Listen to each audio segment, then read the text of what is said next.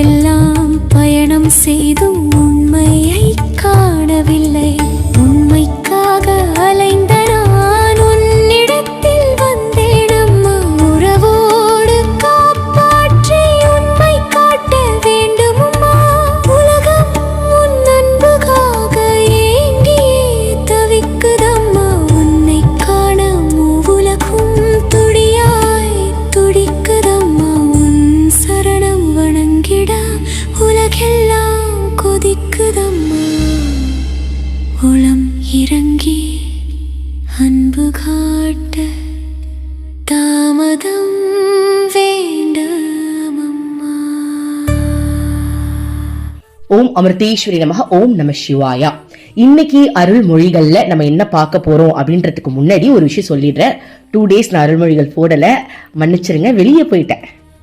உடனே சில பேர் நினைப்பீங்க, அப்பா 2 daysக்கா மன்னிப்பு கேட்குறீங்க, எத்தனை நாள் எங்களை அப்படியே விட்டுருக்கீங்க அப்படின்னு நினைப்பீங்க. ஸோ நிறைய பேர் எனக்கு பர்சனலாக மெசேஜ் பண்ணி வேற கேட்டுட்டீங்க, மேம் ஏன் மேம் போடல அப்படி நீங்களா தவிக்கிறீங்கன்னு எனக்கு புரியுது, சாரிடா. ஸோ அதனால முன்னாடி சாரி கேட்டுக்கிறேன். சரி, ஓகே ஃபைன். ஸோ இப்போ என்ன அப்படின்னா, நம்ம லாஸ்ட்டாக என்ன பார்த்தோம் ஞாபகம் இருக்கா? அதாவது மற்றவங்களை பத்தி நம்ம கேலி பேசக்கூடாது, புறம் பேசக்கூடாது, மற்றவங்களை பார்த்து நம்ம சிரிக்க கூடாது. முதல்ல நம்மளுடைய மிஸ்டேக்ஸ் தான் நம்ம கவனிக்கணும். அம்மாவுடைய பிள்ளைகள் இன்னொருத்தவங்களை பார்த்து கிண்டலோ கேலியோ செய்ய மாட்டாங்க. அப்ப நீங்க அம்மா பிள்ளை இல்லையா அப்படின்னு அம்மா ஒரு கேள்வி நம்ம எல்லாரையும் பார்த்து கேட்டாங்க இல்லையா? ஸோ அதுலேருந்து நிறைய கமெண்ட்ஸ் எனக்கு பர்சனலாக அனுப்பியிருந்தீங்க. அதுலேருந்து எனக்கு ஒரு நம்ம அப்படி நினைச்சிடக்கூடாது, அம்மா நம்மளை பார்த்துக்கிட்டே இருக்காங்க, நம்ம யாரும் கிண்டல் பண்ணிடக்கூடாது, யாரும் நம்ம தவறாக நினைச்சிடக்கூடாது அப்படின்றதுல நம்ம ரொம்ப கவனமாக இருக்கணும் அப்படின்ற ஒரு விஷயம் நம்ம எல்லாருக்கும் புரிஞ்சுது. கரெக்டா? ஓகே. ஸோ இப்போ நம்ம என்ன பார்க்க போறோம் அப்படின்னா, அப்புறம் அம்மா என்ன பண்ணாங்க, எல்லாரையும் உட்கார வச்சு நம்மளதான் ரூம்ல உட்கார வச்சு அம்மா பேசிக்கிட்டு இருக்காங்களா, ஒரு முக்கியமான விஷயம் அது நம்ம திரும்பவும், அது ஆல்ரெடி நம்ம படிச்சோமா என்னன்னு தெரியல, பட் இப்ப எனக்கு ஆழமா அது புரியுது. ஏன்னா அருள்மொழிகள் நம்ம ஒவ்வொரு தடவை படிக்கும் போது ஒவ்வொரு விஷயங்கள் புரியும்டா. ஏன்னா அதுல இருக்க ஒவ்வொரு வார்த்தையும் சும்மா கிடையாதுடா, அதெல்லாம் நம்ம அமிர்தத்துக்கு சமம்டா. எப்படி கடைஞ்சி எடுத்தாங்களோ அந்த மாதிரி அந்த அமிர்தம் ஒவ்வொரு வாய்க்கும் நம்மளுக்கு அந்த தித்திப்பு இருந்துகிட்டே இருக்கும். அதனால இன்னைக்கு நம்ம ஒண்ணு படிக்கிறோம் அப்படின்னா, இன்னைக்கு படிக்கும் போது நம்மளுக்கு ஒரு எக்ஸ்பிளனேஷன், ஒரு புரிதல் இருக்கும். நாளைக்கு நீங்க படிச்சீங்கன்னா அது வேற ஒரு புரிதல் உங்களுக்கு கொடுக்கும். இது ஒரே தடவை படிச்சு முடியக்கூடிய விஷயம் கிடையாது. இப்ப நான் ஒரு லைன் படிக்கிறேன் அப்படின்னா எனக்கு அதுல ஒரு புரிதல் வரும், அந்த லைனை நீங்க படிக்கிறீங்க அப்படின்னா உங்களுக்கு ஒரு புரிதல் வரும். சோ அதனால சேனல்ல கேட்கறது மட்டும் இல்ல, நம்ம ஆசிரமம் போனீங்க அப்படின்னா இந்த புக்ஸ் எல்லாம் நீங்க வாங்கி வச்சுட்டு, இதெல்லாம் நம்மளோட பொக்கிஷம்டா, வாங்கி வச்சுட்டு எப்பெல்லாம் உங்களுக்கு டைம் கிடைக்குதோ அப்பப்பெல்லாம் நீங்க அதை படிங்க. அப்ப உங்களுக்கு ஒரு புரிதல் கிடைக்கும். ஓகேவா? சரி, இப்ப பாருங்க, நேத்து நான் படிக்கும் போது, நம்ம அன்னைக்கு படிக்கும் போது ஒரு ஜென்ரலா இருந்த ஒரு சம்பவம் இன்னைக்கு நான் படிக்கும் போது எனக்கு அதிகமான புரிதல் கொடுக்குது. அது நான் என்னன்னு சொல்றேன். இங்க பாருங்க, நம்ம லைஃப்ல ஒரு விஷயம் நடக்குது, நல்லா கவனிச்சுக்கோங்க. யாராவது நம்மள ஹர்ட் பண்ற மாதிரி இருக்கலாம், நம்ம பண்ற செயல்களையே தவறுன்னு சொல்லலாம், நம்ம போற ரூட்டே அப்படியே இனிமேலுக்கு நம்ம எங்கடா போறது அப்படின்னு நம்மளே அப்படி சொல்ற ஒரு கேள்விக்குறியா நிக்கக்கூடிய ஒரு சூழ்நிலை நம்ம வாழ்க்கையில அமையலாம். ஓகேவா? அப்படி அமையும் போது நம்ம என்ன ரியாக்ட் பண்ணுவோம் யோசிச்சு பாருங்க. என்ன ரியாக்ட் பண்ணுவீங்க? சாதாரண மனிதர்களா இருக்கும், ஆன்மீகத்துல இல்லாம, குரு இல்லாம ஒரு சாதாரண மனுஷங்களா நம்ம இருக்கோம் அப்படின்னா நம்ம என்ன ரியாக்ட் பண்ணுவோம் அப்படின்னா, வாழ்க்கை முடிஞ்சிருச்சு, இனிமேலுக்கு ஒண்ணும் இல்ல போலன்னு உடஞ்சு போயிடுவோம். அவ்வளவுதான், உடஞ்சு போயிடுவோம். ஆனா கடவுளோட இருக்கும்போது, கடவுளோட வாழும்போது நம்மளுக்கு நம்பிக்கை வரும். இப்போ என் வாழ்க்கையில இந்த மாதிரி ஒரு சம்பவம் நடக்குதுன்னு வச்சுக்கோங்களேன். இப்பெல்லாம் எனக்கு எப்படி தோணுது அப்படின்னா, அம்மா என்னம்மா நேத்து வரைக்கும் சூப்பரா கதை எழுதிட்டு இருந்தேன் என் லைஃப்ல, நீங்க தான் டைரக்டர், இன்னைக்கு என்ன நடிக்கலாம் அப்படின்னு நீங்க தான் எழுதுறீங்க, இன்னைக்கு என்னமா என் கேரக்டர் என்னையே வில்லியாக்கிட்ட, நேத்து வரைக்கும் ஹீரோயின் கேரக்டர் கொடுத்துட்டு இருந்த நீ இன்னைக்கு என்னமா என்னையே வில்லியா காட்டுற, அப்படிதான் ஃபீல் வந்ததே தவிர்த்து என் வாழ்க்கை முடிஞ்சு போச்சு எனக்கு அவ்வளவுதான் அந்த ஃபீல் வரல. அம்மா ஏமா கதையை மாத்திட்ட, இப்ப நான் அழுவணுமாமா, உனக்கு என்ன அடிச்சு பாக்கணுமாமா, அடிச்சுக்கோமா. அப்போ என் வாழ்க்கையில அந்த மாதிரி ஒரு சம்பவம் நடக்கும்போது முதல்லலாம் நம்ம இதெல்லாம் கேட்காம இருந்தோம் அப்படின்னா நம்மளுக்கு வலிக்கும். ஆனா இப்ப எப்படி இருக்கு அப்படின்னா, அம்மா நீங்க மாத்தி எழுதிட்டீங்களா, நீங்க தானே டைரக்டர், கடவுள் தானே டைரக்டர், கடவுள் தானே டைரக்டர். நம்ம வாழ்க்கை, அதாவது யாரு சரணாகதியில இருக்காங்களோ அவங்களுக்கு தான் கடவுள் டைரக்டரை தவிர்த்து சரணாகதி இல்லாம இருக்கிறவங்களுக்கு அவங்க தான் டைரக்டர். ஓகேவா? அப்போ நம்மள சரணாகதியில தானே இருக்கோம் அப்படின்னு நான் நம்புறேன். இன்னும் இல்ல அப்படின்னா அந்த அம்மாவுக்கு தெரியும், நம்ம எப்படியாவது அந்த நிலைமைக்கு கொண்டு வந்துடணும், அம்மா தான் அதுக்கு நம்ம பிச்சை போடணும். அப்போ இப்பெல்லாம் என்ன தாட் வருது அப்படின்னா, அம்மா என்னம்மா மாத்தி எழுதிட்ட, சரிம்மா அடிச்சுக்கோமா, சரிம்மா அடிச்சுக்கோ அப்படின்னு ஒரு நிமிஷம் நேற்று நான் சொன்னேன்டா இந்த வார்த்தையை. அம்மா சரி அடிக்கணுமாம்மா கிருஷ்ணா அப்படின்னு ஒரு நிமிஷம் கண்ணெல்லாம் கலங்கி, ஏன் கிருஷ்ணா இவ்வளவு நேரம் சந்தோஷமா இருந்தோமே கிருஷ்ணா, அடிக்கணுமா கிருஷ்ணா, அப்போ உனக்கு என்ன பிடிக்கலையா கிருஷ்ணா, நான் தான் உன்னை லவ் பண்ணிட்டு இருக்கணும், அப்போ உனக்கு என் மேல லவ் இல்லையா கிருஷ்ணா, நீ விளையாடுறியா கிருஷ்ணான்னு ஒரு கேள்வி கேட்டேன். அப்படியே டக்கு அந்த சம்பவம் அப்படியே மாறி வேற ஒரு சம்பவம் நடந்துருச்சு. நான் 2 days வெளில இருந்தேன். ஓகேவா? அப்போ நம்மளுக்கு என்ன வருது அப்படின்னா விளையாட்டா இருக்கு, அதாவது விளையாட்டு அப்படின்றத தாண்டி என்ஜாய்மெண்டா இருக்கு. புரியுதா உங்களுக்கு? முதல்ல மனசு வலிச்சது, இன்னைக்கும் வலிக்குது. ஆனா அது எப்படி வலிக்குதுன்னா கடவுள் கிட்ட வலிக்குது. அது ஒரு சுகம், அது ஒரு அதை விட சுகம் வேற என்ன இருக்குடா. நம்மளுக்கு பிடிச்சவங்க கிட்ட போயிட்டு உங்களுக்கு என்ன பிடிக்கல இல்ல, அப்போ உங்களுக்கு என்ன பிடிக்கல இல்ல அப்படின்னு கேட்டா எப்படி இருக்கும்? உடனே அவங்க உருகி ஊத்தி கட்டி பிடிச்சி, அடிப்பாவி நீ எனக்கு எவ்வளவு கிருஷ்ணா ஆணு வாய வளர்க்குறான், இவனுக்கு எனக்கு ஒண்ணு எவ்வளவு பிடிக்கும் தெரியுமான்னு கட்டி பிடிப்பாங்க. இப்போ நம்ம வீட்லயே நம்ம சின்ன குழந்தையா இருக்கும், அம்மா கிட்ட அம்மா அப்போ உனக்கு என்ன பிடிக்காதா அப்படி கேட்போம்ல, கரெக்ட் தானே? இதே போய் நம்ம வேற யார்கிட்ட போய் கேட்க முடியுமா? எங்க உரிமை இருக்கோ அங்கதானே கேட்க முடியும். அந்த மாதிரி இதுக்கு முன்னாடி மனம் வலிச்சது அதெல்லாம் வந்துட்டு அது வேற, அது வந்து அது ரொம்ப கொடுமையான விஷயம். ஆனா இன்னைக்கு ஒரு மனசு வலிக்குது அப்படின்னா அதுல ஒரு சுகம் கிடைக்குது. அம்மா நீ என்னை அடிக்கிறியாமா, பாத்துக்கோமா, அடிச்சுக்கோ அடிச்சுக்கோ. அப்போ அதுல எப்படியும் அம்மா நம்மள அடுத்தது அரவணைப்பா அப்படின்ற ஒரு விஷயம் தெரிஞ்சு அந்த வலி கூட ஒரு சுகமா இருக்கு. அப்போ எனக்கு என்ன தோணுச்சு அப்படின்னா, அது எனக்கு வந்து ஒரு கேம் மாதிரிதான் இருந்துச்சு. எப்படின்னா, சரி இன்னைக்கு அம்மா இன்னைக்கு இதை எழுதுறா, நாளைக்கு வேற மாதிரி எழுதுவா. ஏன்னா நானே கிருஷ்ணா வச்சு அவ்வளவு ஸ்டோரி போட்டுட்டு இருக்கேன் அப்படின்னா ஒவ்வொரு ஸ்டோரியிலையும் எல்லாரும் கேட்பாங்க, ஏன் மேம் உங்க ஸ்டோரியில எப்ப பார்த்தாலும் ட்விஸ்ட் வருது. அதுக்கு ஒரு கேங்கே வச்சிருக்கேன் ஸ்டோரி கேட்கறதுக்கு. ஓகே, ஏன்னா என்னோட பர்சனல் ஸ்டோரிஸ் நானும் கிருஷ்ணா வாழ்ற மாதிரி, அது வந்து அவங்க கிருஷ்ணாவோட வாழ்ற மாதிரி நினைச்சுக்கிட்டே அதை கேட்பாங்க. அப்ப அதுல நிறைய ட்விஸ்ட் வரும். நேற்று தான் ஜாலியா இருந்திருப்போம், இன்னைக்கு கிருஷ்ணாவே என்ன வீட்டை விட்டு வெளில தள்ளி இருப்போம், அந்த மாதிரி ஸ்டோரி வரும். அதுல அவங்க கேட்பாங்க, உங்களுக்கு எப்படிதான் மனசு வருது, ஏன் இந்த மாதிரிலாம் எழுதுறீங்க அப்படின்னு. ஏன்னா அப்படி அவன் தள்ளினாலும் எனக்கு அவன் மேல எவ்வளவு லவ் இருக்கு, அதுதான் அந்த ஸ்டோரியில வருது. அந்த லவ் எப்படிலாம் ஜெயிக்குது. நீ எங்க அடிச்சாலும் சரி நமக்குள்ள இருக்கிற லவ் ஜெயிக்கணும். அதுதான் என்னோட என் ஸ்டோரியில கிருஷ்ணா அம்மாவே சொல்லியிருக்காங்க, அது நீ போடுற ஸ்டோரி இல்ல கிருஷ்ணா உனக்கு கொடுக்குற ஸ்டோரின்னு. அப்போ நம்ம எல்லாருக்கும் கொடுக்குற ஸ்டோரி அது.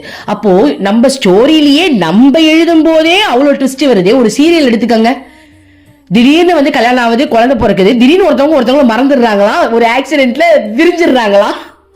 ஏன் அப்படி வருது?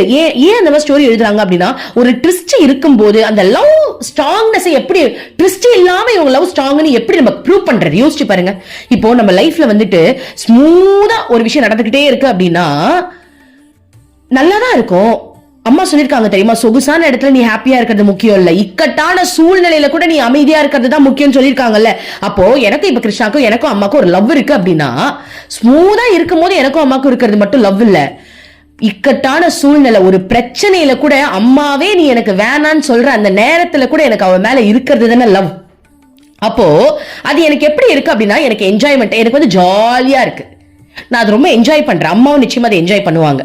சோ நான் இதை நினைச்சேன், உனக்கு இது ஜாலி, ஏன்னா நம்மளே கதையில ட்விஸ்ட் எழுதும் போது நீ எழுதுறதுல என்ன தப்பு இருக்கு, இன்னைக்கு என்ன அடிச்சேன் நாளைக்கு என்ன எழுத போறேன்னு தெரியலையே அப்படின்னு ஒரு எதிர்பார்ப்பு இருக்கே தவிர்த்து அதுல கவலை வரல.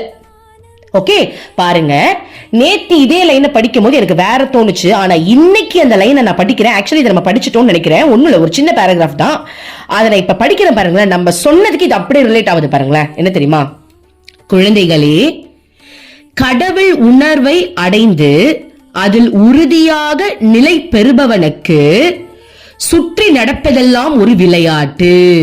அன்னைக்கு படிச்சப்ப எனக்கு ஒண்ணுமே புரியல. நேத்து அம்மா இந்த மாதிரி ஒரு சூழ்நிலையை உருவாக்கி அதை உணர வச்சாங்க. அப்ப எனக்கு என்ன தோணுச்சுன்னா, அடிச்சுக்கோ, நீனு என்ஜாய் பண்ண, நானும் என்ஜாய் பண்றேன், எனக்கு ஒண்ணும் இல்லம்மா, என்ன அடிச்சா உனக்கும் தானமா வலிக்க போகுது, எனக்கு மட்டுமா வலிக்க போகுது, நீ இப்ப என்ன அடிக்கிற அப்படின்னா அது உனக்கும் தானே வலிக்கும். அப்ப நம்ம லவ் இன்க்ரீஸ் ஆகுது இல்ல. நான் கோச்சிப்பேன், ஜாலியா தானே இருக்கும், நான் போய் கோச்சிப்பேன், நீ ஓடி வந்து என்ன கட்டி பிடிச்சி எனக்கு முத்தம் கொடுத்து என்ன சமாதானப்படுத்துவேன். இதை விட என்ஜாய்மெண்ட் வேற என்னமா இருக்கு? எப்ப பார்த்தாலும் லவ் பண்ணிட்டே இருக்கும் போது அதுல ட்விஸ்ட் இருந்துட்டே இருந்தா, இப்ப பகல் இருந்தா இரவு இருக்கணும், அப்பதான் நல்லா இருக்கும், இரவு இருந்தா பகல் இருக்கணும். ஒரு கடல்ன்றது அந்த அலைகள் வந்தாதான் அந்த கடலுக்கு அழகு. அப்படியே இருந்தா என்ன அழகு இருக்கு சொல்லுங்க பாப்போம். பிரம்மம், இறைவன் வந்து பிரம்மம் மட்டும் தனியா கடந்தா ஒண்ணுமே இல்ல. அதனால சக்தி என்ன படிச்சு உலகையே படைச்சது. இது ஒரு அழகுதான். அதனாலதான் அம்மா சொல்றாங்க, இறைவனுக்கு வந்து இது எல்லாமே ஒரு விளையாட்டு. ஆனா மத்தபடி அதை வந்து நம்ம தப்பா நினைச்சுக்கிறதுக்கு வாய்ப்பு இருக்கு. நம்ம அப்படி நினைக்க கூடாது. நம்ம எல்லாம் அந்த உணர்வு ரீதியா விளையாடுறது, அதாவது கடவுளை உணர்ந்தவங்களுக்கு அது எல்லாமே ஒரு விளையாட்டு தான் இல்லையா. அப்போ பாருங்க, நேத்து தான் நான் இதை உணர்ந்தேன். என்ன உணர்ந்தேன்? அம்மா நீ என்ன அடிக்கிற, அடிச்சுக்கோ, ஆனா உனக்கும் வலிக்கும் தானே, உனக்கும் வலிக்குதா என்ன அடிச்சு உனக்கும் தானே வலிக்குது. ஒரு அம்மா வந்து ஒரு பிள்ளைய போட்டு அடிச்சிட்டாங்கன்னா அந்த பிள்ளை அழுதுருச்சுன்னா அம்மாவால தாங்க முடியாது. கரெக்ட் தானே? அப்ப நீங்க தானே சேர்ந்து அழுவுற. எனக்கு அந்த அன்பு போதுமா? அங்கதான் அன்பு உச்சக்கட்ட நிலையில வந்து நிக்குது. அன்பை காட்டுறதுக்கு இந்த ஒரு தருணம் நம்மளுக்கு அமைது இல்லையா? அப்போ நேத்தெல்லாம் நான் நினைச்சேன், அம்மா அப்ப நீனு தானே ஃபீல் பண்ற, அப்ப வா 2 பேரும் சேர்ந்து உட்கார்ந்து அழுவோம். அப்போ எனக்கு அது நான் மனசுல நினைச்சேன், இதெல்லாம் நமக்கு ஒரு ஜாலி தான் இல்ல, சரி விட்டு விளையாடுவோம், நீனு விளையாடு நானும் விளையாடுறேன். ட்விஸ்ட் இருந்தா நம்ம நல்லா இருக்கும், ஜாலியா இருந்தா நல்லாவே இருக்கு. ஏன்னா நானே அம்மாட்ட இதெல்லாம் கேட்டிருக்கேன், அம்மா இன்னும் வேற ஏதாவது பண்ணுமா, இன்னும் வேற ஏதாவது பண்ணி இன்னொரு லைஃப்ல வந்து இன்னும் சில ட்ராஜடிகள் கூட நம்ம அதெல்லாம் எப்படி சமாளிக்கிறதுன்னு பார்க்கலாம். உண்மையா சொல்றேன்னா சும்மா விளையாட்டுக்கெல்லாம் சொல்லல, நான் அம்மா கிட்ட நிறைய டிஸ்கஸ் பண்ணிருக்கேன். அம்மா உன் கூட இருக்கிற பக்தர்கள் பெரிய பெரிய பிரம்மச்சாரிகள் சுவாமிஜிஸ் எல்லாம் இருக்காங்கல்ல, அம்மா அவங்களும் எவ்வளவு பக்தி பண்ணிருப்பாங்க, அந்த மாதிரி என்ன பக்தி பண்ண வையம்மா. எங்களுக்கே இவ்வளவு சவுக்கடி கொடுக்குறேன்னா அவங்களுக்கு எவ்வளவு கொடுத்திருப்பேன். ஆனாலும் அவங்க நீ தான் வேணும் ஒத்த கால உங்ககிட்டயே இருக்காங்க அப்படின்னா அப்ப அந்த நிலைக்கு எங்களை உயர்த்தமா, எனக்கு அந்த நிலை வேணுமா. சத்தியமா மட்டும் டைரக்டா கேட்டிருக்கேன்டா நானு, ஆமா அந்த நிலைக்கு உயர்த்துமா ப்ளீஸ்மா. நானும் எனக்கு உன்னை விட்ட நீ தான் எனக்கு, ஆனா அந்த மாதிரி சூழ்நிலை வந்தாலும் நான் உன்னை நினைக்கிறதுக்கு நீ எனக்கு பிச்சை போட்டுருணும். ஏன்னா நம்மளுடைய மனம் வந்து ஒரு மோசமான மனம். அம்மாவுக்கு நம்ம ஈஸியா கேட்டுருவோம், ஆனா ட்விஸ்ட் வைக்கும் போது ஜர்க்கடி அப்படியே ஜர்க்கடிச்சிடும். நம்ம மனம் வந்து அப்படியே போய் அம்மா பொய்யே கடவுளே இல்லைன்ற அளவுக்கு நம்ம மனசு சொல்லும். ஆனா அம்மா தான் நம்ம காப்பாற்றணும். அதையும் சொல்லிடணும், அம்மா நீ டெஸ்ட் வைக்கும் போதெல்லாம் நான் விழறதுக்கு வாய்ப்பு இருக்கு, ஆனா தயவு செஞ்சு பிடிச்சிருமா. ஏன்னா நான் ஒரு அப்பா டக்கர், நான் ஒரு முட்டாள், நான் ஒண்ணுமே இல்லாதவ. சோ இந்த மாதிரி நீ ஒரு டெஸ்ட் வச்சா கூட நீ தான் எனக்கு அதுக்குள்ள உள்ளுக்குள்ள பூந்து இது ஒரு டெஸ்ட் டி பாஸ் ஆயிடு எப்படியாவது நீ சொல்லி கொடுக்கணும், இல்லைன்னா நான் ஃபெயில் ஆயிடுவேன். அதையும் சொல்லிட்டேன். என்ன பாஸ் ஆக்க வைக்க வேண்டிய வேலை உன் வேலை அப்படின்னு அம்மா கிட்ட நிறைய பேசுவோம். இன்னைக்கு காலையில கூட நம்ம கிட்ட டிஸ்கஸ் பண்ணது இதுதான், அம்மா உன் கூட இருக்காங்களம்மா சுவாமிஜி அந்த நிலைக்கு உயர்த்தமா. என் குடும்பத்துல இருந்தா அதெல்லாம் நடக்காதா என்ன, அந்த நிலைக்கு உயர்த்தமா. அவங்களாம் நீ இந்த அளவுக்கு உன் கூட இருக்காங்க அப்படின்னா என்னதான் பக்தி பண்ணிருக்காங்க, எனக்கு அவங்கள பத்தி நிறைய தெரிஞ்சுக்கணும்னு ஆசை. என்னதான் பக்தி பண்ணிருப்பாங்க, பேசாம அம்மா என்னையும் அந்த மாதிரி உயர்த்துமா அப்படின்னு இன்னைக்கு காலையில தான் நான் டிஸ்கஸ் பண்ணிட்டு இருந்தேன். அப்போ இந்த மாதிரியான ஒரு இது எல்லாமே நம்மளுக்கு ஒரு விளையாட்டா தெரியுது இல்லையா? அதே டயலாக் இதுல வந்திருக்கு பாருங்க. கடவுள் உணர்வை அடைந்து அதில் உறுதியாக நிலை பெறுபவனுக்கு, அவங்க அம்மா ஆத்ம அனுபூதியை பத்தி இங்க பேசல, கடவுள் உணர்வை அடைந்து. நான் இதை ஆக்சுவலி நேற்று படிக்கும் போது என்ன புரிஞ்சுது அப்படின்னா ஆத்ம அனுபூதியை பத்தி அம்மா பேசுறாங்கன்னு நினைச்சேன். பட் இன்னைக்கு எனக்கு புரியுது, கடவுள் உணர்வை அடைந்து அப்படின்னா கடவுளோட அந்த உணர்வு அடையிறோம்ல. இப்ப அம்மா கூட நம்மளுக்கு உணர்வு இருக்கா இல்லையாடா? அம்மா மேல அம்மான்ற உணர்வு இருக்கா? அம்மா என்ன சொன்னாலும் கேட்கணும் இருக்கா? அம்மா தான் வேணும்னு இருக்கா? அதுதான் உணர்வு. கடவுள் உணர்வை அடைந்து கடவுள் மேல ஒரு உணர்வு வருது இல்லையா? அந்த உணர்வை நம்ம அடைஞ்சி அதில் உறுதியாக நிலை பெறுபவனுக்கு அந்த உணர்விலேயே நிலைச்சிருக்கணும். எனக்கு அம்மா தான் வேணும், எனக்கு அம்மா தான் உலகம், எனக்கு கடவுளே பூமியில வந்திருக்கும் போது நான் விட்டுட்டு எங்கேயும் போக முடியாது, எனக்கு அம்மா தான் எல்லாமேன்ற அந்த உணர்வை நிலைச்சி இருந்தோம் அப்படின்னா உன் வாழ்க்கையில என்ன நடந்தாலும் அது உனக்கு விளையாட்டாக தெரியும். ஆனா கடவுள் உணர்வு வந்தும் அதுல நிலைச்சி இல்லாம ஆசிரமத்துக்கு வரும்போது மட்டும் அம்மாவை பாத்துக்கிறது, அதுக்கப்புறம் எனக்கு ஒரு ஞாபகமும் இல்லை. ஏதாவது பிரச்சனை வரும்போது மட்டும் கடவுள் நினைச்சுக்கிறது, அதுக்கப்புறம் எனக்கு ஒரு ஃபீலிங்கும் இல்லைன்றவங்களுக்கு பிரச்சனைகள் விளையாட்டாக தெரியாது, அது அவங்க மனசுல பெரிய வேதனையை கொடுக்கும். புரியுதுங்களா? இந்த ஒரு லைனுக்கு நம்மளுக்கு என்னென்ன லீலைகள் அம்மா நடத்துறா பாருங்கடா. ஓகே, அடுத்தது பார்ப்போம்.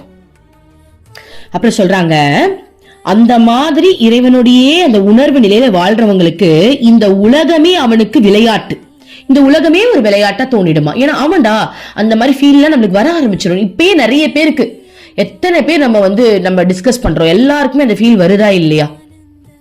எல்லாருக்குமே புரியுது.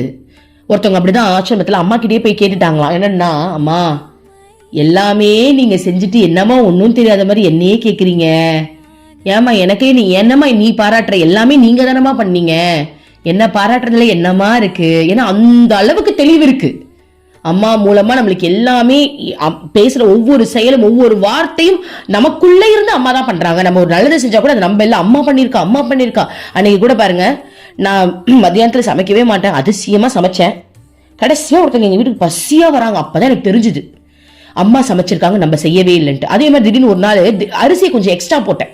எப்பவுமே அவளை போடவே மாட்டேன், ஒரு அழாக்கு அரிசி தான் போடுவேன், 2 பேருக்கு அதுவே போதும். ஓகே, திடீர்னு எனக்கு தோணுச்சு இன்னொரு அழகு போட்டு விடுவோம் என்ன இப்ப அப்படின்னு பார்த்தா கும்பல சொந்தக்காரங்க வராங்கடா வீட்டுக்கு. நான் அப்படியே இறக்கி வைக்கிறேன், கரெக்டா வராங்க, எல்லாரும் நல்லா சாப்பிட்டாங்க. அப்ப யார் சமைச்சது? எனக்குள்ள இருந்து யார் அதை பண்ணது? அம்மா தானே. அப்போ எல்லா செயல்களுமே அவங்க தான் பண்றாங்க அப்படின்ற அந்த உறுதியும் நமக்குள்ள வரும்போது இந்த உலகமே நம்மளுக்கு எப்படி தெரியுமா இருக்கு? இது ஒரு விளையாட்டு, அம்மா நமக்குள்ள இருந்து விளையாடுறாங்க. இதுல நம்மளுக்கு என்ன பொறுத்த வரைக்கும் இந்த மாதிரி ஒரு விளையாட்டு விளையாடும் போது எனக்கு கிடைக்கிற பெனிஃபிட் என்ன நீங்க கேட்கலாம். இதுல என்ன பெனிஃபிட் இருக்கு? எனக்கு பெனிஃபிட் இருக்கு. ஏன்னா அதுல என்னுடைய அன்பு ப்ரூவ் ஆகுது, அதுல அம்மாவுடைய அன்பு என் மேல எவ்வளவு இருக்குன்னு ப்ரூவ் ஆகுது, எனக்கு அம்மா மேல எவ்வளவு அன்பு இருக்குன்னு ப்ரூவ் ஆகுது. அன்பை வெளிக்காட்டுறதுக்கு இந்த பிரச்சனைகள் நம்மளுக்கு ஹெல்ப்ஃபுல்லா இருக்கு. அதனாலதான் அது ஒரு விளையாட்டுன்னு சொல்றோம். கரெக்ட் தானே? இப்போ ஒரு ஹீரோ ஹீரோயின் ஒன்னா சேர்றாங்க, இல்ல ஹீரோ வந்து சமுதாயத்துக்கு நல்லது பண்ற மாதிரி ஒரு சீன் வேணும் அப்படின்னா வில்லன்கள் இருக்கும் போதுதான் ஹீரோ ஹீரோவாவே தெரியுவாங்க. இல்லனா அவர் ஹீரோவா தெரிஞ்சு ஒரு பிரோஜனமும் கிடையாது, எல்லாருமே ஹீரோவா தெரிஞ்சிருவாங்க. கரெக்ட் தானே? அப்ப நம்மளுக்கு ஒரு பிரச்சனை வருது அப்படின்னா அதன் மூலமா நம்ம கிட்ட இருந்து வெளில வருது அந்த அன்பு, அந்த இனிமை, அந்த பொறுமை, இதெல்லாம் நம்மளுக்கு சக்சஸ் ஆகுது இல்லையா? அதனால இது ஒரு அழகான லீலை, அழகான விளையாட்டா நம்மளுக்கு தெரிய ஆரம்பிச்சிடும். இன்னொரு விஷயம் அம்மா சொல்றாங்க பாருங்க, நம்ம மீது இப்ப இந்த மாதிரி வாழ்றவங்க கிட்ட அவன் சொல்றாங்க, அவன் மீது பொழியப்படும் வசைகளும் குறைகளும் அவமானங்களும் கேவலப்படுத்துவதும் வெறுப்புகளும் கோபங்களும் யார் யார் அவன் மீது காட்டுகின்றார்களோ அவர்களிடமே திரும்பிவிடும். புரியுதுங்களா? இது எதுவுமே இப்ப நம்மள வந்து யாராவது ஹர்ட் பண்றாங்க அப்படின்னா அது அவங்களுக்கே போய் சேர்ந்துரும். நம்ம தான் விளையாடுறோமே, அவங்கள ஒரு ஆயுதமா பயன்படுத்தி அம்மா நம்ம கிட்ட விளையாடுறாங்க அப்படின்னா நம்ம லவ் ஜெயிச்சிரும். நமக்கு தான் நம்ம வந்து யாரையுமே பார்க்க கூடாது, நம்மள சுத்தி இருக்கிறவங்களை கவனிக்க வேண்டாம். அம்மாவுக்கு நமக்கு நடக்கிற ஒரு சம்பவம், நான் அம்மானு சொல்றது இறைவன் தான். ஓகேவா? நம்மளுக்கு அம்மானு சொல்லும்போது திருப்தி கிடைக்குதுன்றதுக்காக நான் அம்மா சொல்றேன், நம்ம கடவுள்னு எடுத்துப்போம். ஓகேவா? அப்போ கடவுளுக்கும் நமக்கும் ஒரு இணக்கம் இருக்கும்போது யாரு நம்மள வந்து என்ன சொன்னாலும் எனக்கும் அம்மாவுக்கும் இருக்கக்கூடிய இணக்கத்தை அதிகப்படுத்துறதுக்கு இந்த மாதிரி சூழ்நிலைகள் எல்லாம் உதவியா இருக்கு அப்படின்னு நம்ம நினைச்சுக்கிட்டோம் அப்படின்னா நமக்கு அவங்க மேல எந்த ஃபீலிங்ஸும் வரப்போறது இல்லை. ஆனா அவங்க நம்ம மேல கோவப்படுறாங்க இல்லையா, அது அவங்களுக்கே ரிட்டன். அதனாலதான்டா நம்மளுக்கு இந்த நானுன்ற அகங்காரம் இருக்கக்கூடாது, நானுன்ற தன்மை வந்து நம்ம இருக்கக்கூடாது, நம்மளுக்கு கோவம் வரக்கூடாது. ஒருத்தவங்க ஒரு விஷயம் பண்ணிட்டாங்கன்னா நம்ம அவங்களுக்கு ரிவெஞ்ச் எடுக்கணும்ன்ற தாட்ல வரவே கூடாதுடா. நம்ம யோசிக்கணும் ஒவ்வொரு நிமிஷமும், இந்த மாதிரி நம்ம பண்ணிட்டோம்னா அம்மாக்கு வந்து நம்மள பிடிக்காம போயிடுவோம். ஐயோ பாவம், ஒரு பொண்ணு அப்படிதான் நேற்று நைட் எனக்கு மெசேஜ் பண்ணி பாருங்க, நடுராத்திரில. நான் யாருக்கும் ரிப்ளை பண்ண மாட்டேன். அந்த பொண்ணு என்ன சொல்லுச்சு, அண்ணா அந்த பொண்ணு நான் ரிப்ளை பண்ணேன், ரொம்ப போன் யூஸ் பண்ணக்கூடாதுன்னு நினைப்பேன். என்ன ஏன் ரிப்ளை பண்ண அப்படின்னா, அக்கா எங்க அண்ணன் கிட்ட ஒரு விஷயம் சொல்லிட்டேன்க்கா, கடவுள் அடைய தான் பூமிக்கு வந்தோம், நம்ம கடவுள் அடையாம நம்ம மத்தது எது பண்ணாலும் வேஸ்ட்னு சொல்லிட்டேன்க்கா. அக்கா எங்க அண்ணன் வந்து நான் எங்க அண்ணன் கிட்ட அகங்காரமா ஏதாவது பேசிட்டேனாக்கா, எனக்கு அகங்காரம் வந்துருச்சாக்கா, நான் நானுன்ற தன்மையில பேசிட்டேனாக்கா, நான் தப்பு பண்ணிட்டேன், அம்மாக்கு என்ன பிடிக்காதான்னு கேக்குறா பாருங்க. எவ்வளவு நல்ல புள்ள பாருங்க. அந்த பொண்ணுங்க இப்ப கிளாப் பண்ணணும், வாமா கிளாப் பண்ணலாம். அந்த பொண்ணு எந்த அளவுக்கு நம்ம நல்லவங்களா இருக்கணும்னு அவ யோசிச்சிருந்தா அப்படின்னா, அக்கா கடவுளை தான் அடையணும்னு எங்க அண்ணன் கிட்ட நான் உறுதியா சொல்லிட்டேன், அதுல ஏதாவது அகங்காரம் இருக்குமான்னு கேக்குறான்.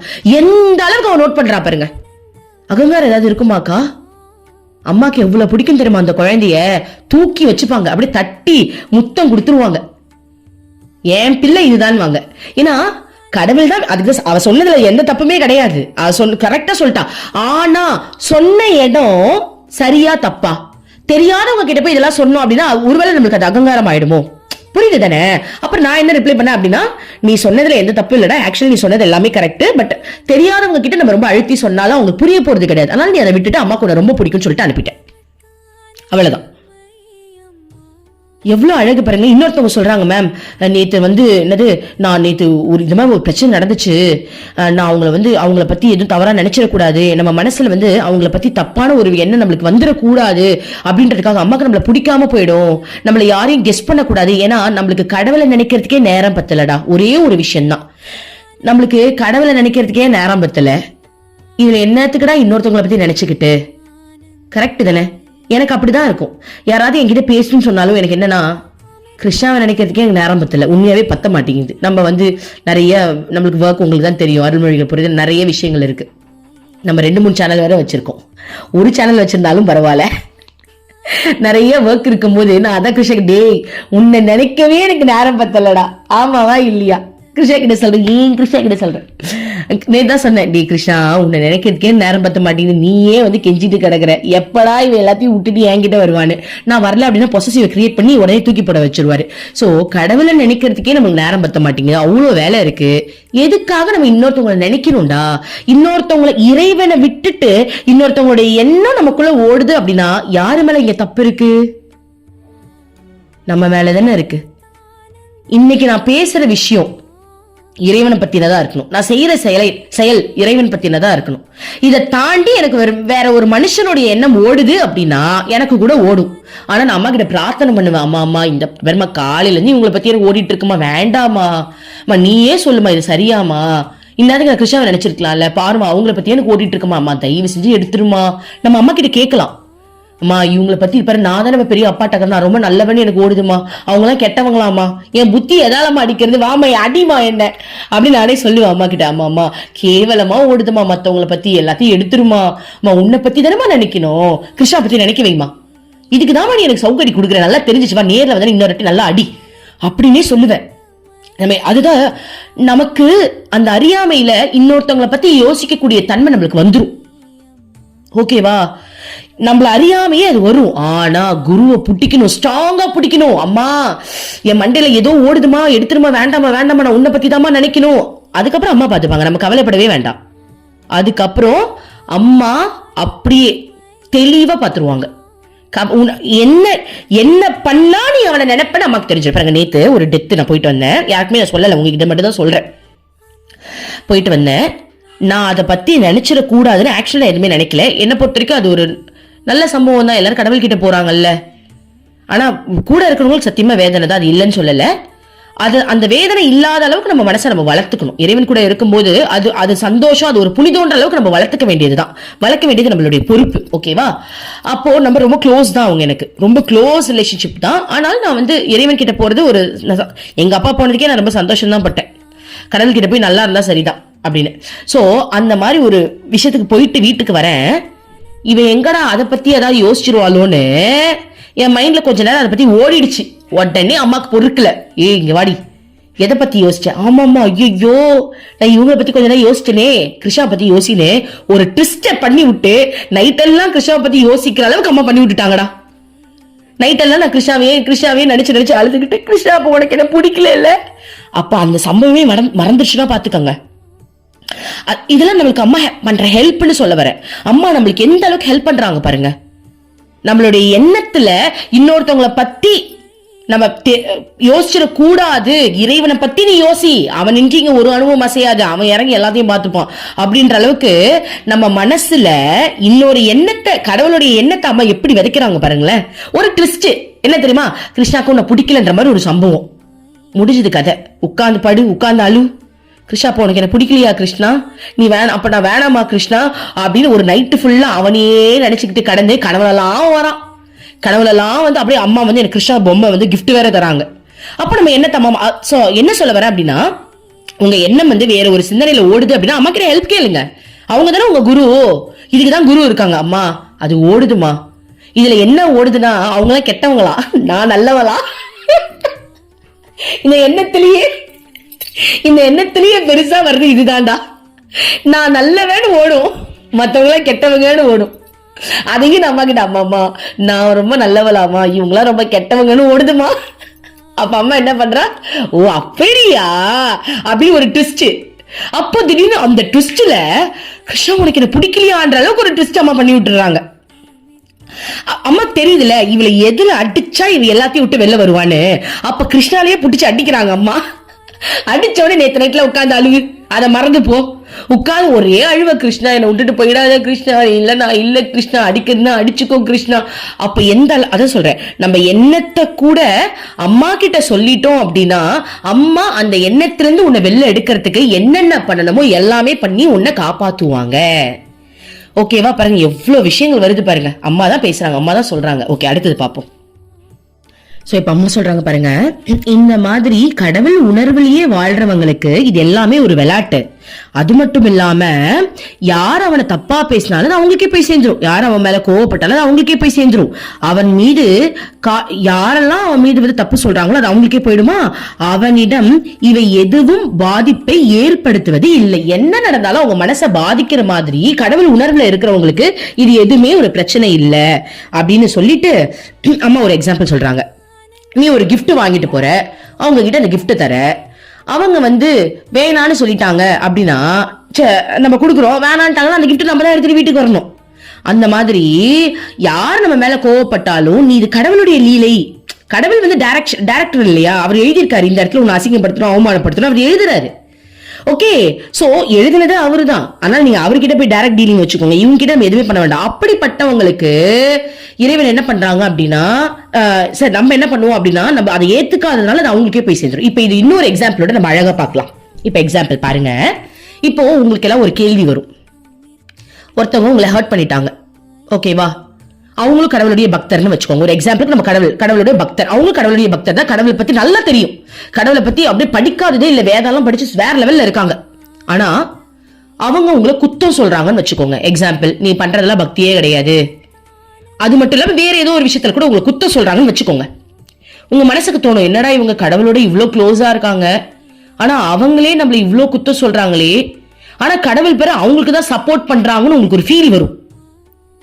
கரெக்ட் தானே? ஆனா உண்மை என்ன தெரியுமா, நம்ம எல்லாருமே இறைவனுடைய ஆயுதம் தான். நல்லா தெரிஞ்சுக்கோங்கடா. நம்ம ஒரு 10 பேர் இருக்கோம், நம்ம 10 பேரும் இறைவனுடைய 10 கையில இருக்கக்கூடிய ஒரு ஆயுதம். ஒருத்தவங்க சூலமா இருப்பாங்க, ஒருத்தவங்க கத்தியா இருப்பாங்க, ஒருத்தவங்க கடப்பாறையா இருப்பாங்க, ஒருத்தவங்க மண்வெட்டியா இருப்பாங்க, ஒருத்தவங்க வாளா இருப்பாங்க. ஓகேவா? நம்ம எல்லாரும் ஒரு ஆயுதம். இப்ப அம்மா பாக்குறாங்க, இறைவன் பாக்குறாங்க என்ன அப்படின்னா, எந்த ஆயுதம் துருப்புடிச்சு இருக்கோ அந்த ஆயுதத்தை வச்சு, ஏன்னா அவங்கள வச்சுதான் ஒருத்தவங்க மனசை காயப்படுத்த முடியும். அப்போ இந்த ஆயுதத்துல எந்த ஆயுதத்தை நம்ம பயன்படுத்தலாம்? இப்போ இன்னொரு ஆயுதம் வந்து பலன்னு இருக்கு, அது சூலமா இருக்கு, அதை வச்சு இன்னொருத்தவங்க மனசை காயப்படுத்த முடியாது. கரெக்டா? இப்ப நீங்க வந்து சூலம்டா, நான் வந்து துருப்பிடிச்சவன் வச்சுப்போம். இப்போ ஒரு பொண்ணை ஹர்ட் பண்ணணும், அந்த மாதிரி ஒரு இதை வந்து எழுதுறாங்க, ஏன்னா அவ கருமாவை கழிக்கிறதுக்கு அந்த பொண்ணோட வாழ்க்கையில ஒரு ஹர்ட் நடக்கணும், அவளை வந்து கொஞ்சம் கஷ்டப்படுத்த காயப்படுத்தணும் அப்படின்னு ஒரு விதம் வந்து கடவுள் எழுதுறாருன்னு வச்சுப்போம். இப்போ நீங்க வந்து சூலமா இருக்கீங்க, இறைவன் பாக்குறாரு, இதை வச்சு பண்ணலாமா, ஐயோ இதுவே பாவம், இது ஆல்ரெடி வந்து பலன்னு ஜொலிக்குது, இதை வச்சு அதை நோண்டி எல்லாம் எடுக்க முடியாது, துருப்பிடிச்சு ஒண்ணு கிடக்கு பாரு, இதை யூஸ் பண்ணுவோன்னு என்ன யூஸ் பண்ணுவாங்க. என்ன பண்றாங்க, என்ன துருப்பிடிச்சது அப்படின்னா என் மனசுல அழுக்கு இருக்குன்னு வச்சுக்கோங்க. இப்ப துருப்பிடிச்ச ஆயுதம் அப்படின்னா என் மனசுல அழுக்கு இருக்கு, என் மனசுல பொறாம இருக்கு, என் மனசுல போட்டி இருக்கு. அப்போ அம்மா பாக்குறாங்க, இறைவன் பாக்குறாங்க, ஓகே இவளை வச்சு அவளை ஹர்ட் பண்ணலாம். அந்த பொண்ணு அப்பாவி, அது ஆல்ரெடி சூலமா, அது நல்ல பலன்னு வேற அளவுக்கு ஷைனிங்கா இருக்கு, இந்த பொண்ணை வச்செல்லாம் அவள ஹர்ட் பண்ண முடியாது, அதனால இது வேணாம் விடு, இவருக்கு அப்ப துருப்பிடிச்சு போய் மனசுல அழுக்கு, அப்ப இவளை வச்சு ஹர்ட் பண்ணலான்னு என்ன வச்சு அவங்க எதுவும் பண்ண போறது கிடையாது. ஒரு சூழ்நிலையை உருவாக்குறாங்க, எனக்கு கோவம் வந்துருது பத்திக்கிட்டு நான் போய் அவங்களை திட்டிடுறேன். ஓகேவா? கடவுள் வந்து என்ன போய் திட்டுலாம் சொல்லல, இந்த சூழ்நிலை நடந்துச்சுன்னா இது இப்படிதான் ரியாக்ட் பண்ணுன்றது இறைவனுக்கு தெரியும். அப்ப ஒரு சூழ்நிலையை கிரியேட் பண்ணி விடுறாங்க, நான் என்ன பண்றேன், நான் போய் அந்த பொண்ணை ஹர்ட் பண்ணிடுறேன். ஆனா அந்த பொண்ணு நினைக்குது, கிருத்திகாவை என்ன ஹர்ட் பண்ணாங்க, அவங்க எவ்வளவு பெரிய பக்தை, கிருஷ்ணாவுடைய எவ்வளவு பெரிய பக்தை, அவங்களா வந்து என்ன இவ்வளவு ஹர்ட் பண்ணிட்டாங்க அப்படின்னு அது நினைக்கிறது ரொம்ப வருத்தப்படுதுன்னு வச்சுப்போம்.